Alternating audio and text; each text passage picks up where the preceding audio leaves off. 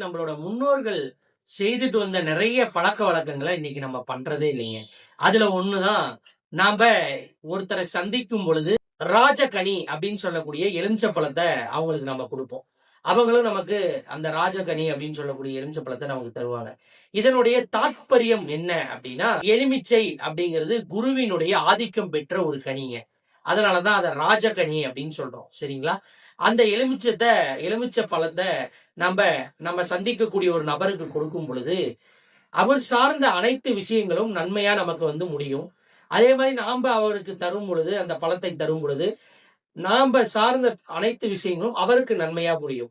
அப்ப இருவரும் சந்திப்பதுல ஒரு நன்மை ஏற்படும். அதே மாதிரி இவரை பார்த்து பொறாமைப்பட்டாலோ, அவர் இவரை பார்த்து பொறாமைப்பட்டாலோ அந்த திருஷ்டி அப்படிங்கிறது வேலை செய்யாம போகும். அதுக்காக தான் இந்த ராஜகனியை நம்மளுடைய முன்னோர்கள் யார் யாரை சந்தித்தாலும் அவர்களுக்கு கொடுத்து அதற்கு பிறகுதான் அவங்க உட்காருவாங்களே. இந்த மாதிரியான பழக்க வழக்கங்கள் முன்னாலெல்லாம் நடந்துட்டு இருந்துச்சு. இப்ப நம்ம யாரும் அதை ஃபாலோ பண்றது இல்ல. அதுக்குள்ள இருக்கக்கூடிய மிகப்பெரிய ஒரு சூட்சமம் இதுதான்.